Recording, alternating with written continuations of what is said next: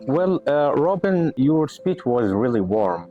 You talked about, like, you interviewed many billionaires, but that's only what they have. So what I said was over the past 30 years, I've mentored a lot of billionaires and CEOs and sports superstars.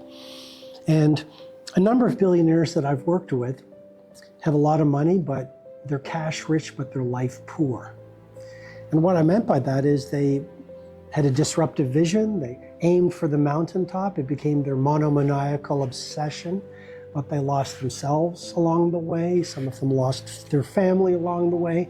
Many of them have lost their health along the way. So they have very high net worth and lots of public applause, but many of them are not happy. So how do you, what do you advise entrepreneurs to balance their busy life and creating their business and their startup and taking care about their families? Sure, my focus isn't really balance. My focus is leadership. So I help these people become better leaders. I help them grow their companies. But you're right, I also do help entrepreneurs and fast-growing leaders build better personal lives. And so there's a number of ways to do that. Number one would be the 5 a.m. club. I wrote a book on it, but getting your morning routine sets the stage for your day. And a lot of people get up and they read the news or they check their phone versus taking some time to do what I call MVP, meditation, visualization, and prayer. And some people might say, well, that's soft. It's actually very powerful, and there's scientific evidence that talks about when you meditate, what it does for your energy, what it does for your focus, what it does for your resilience, which are incredibly important for entrepreneurs. So the 5 a.m. club and having a great morning routine is very powerful. Second thing I'd say is develop a portfolio of enthusiasms.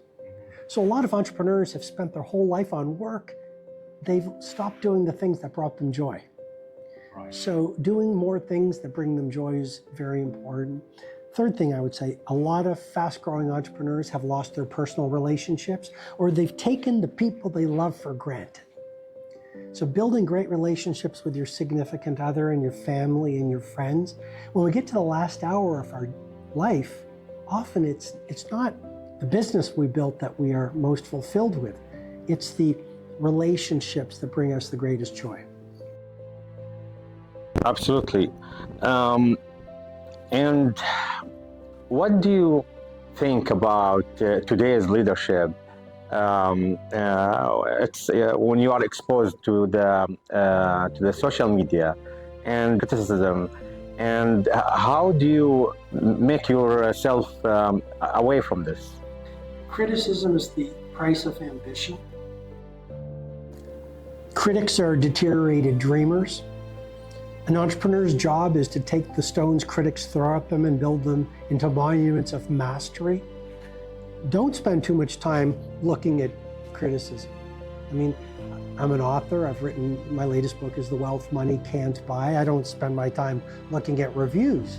You know, I pay attention to them once in a while, but I do my best. I work very hard on my books. I put it out in the world and I move on. So I think it's really important for an entrepreneur to protect your mindset, your focus, your productivity, and your inspiration. Everyone has an opinion. And if you have a really good idea, you're going to be laughed at.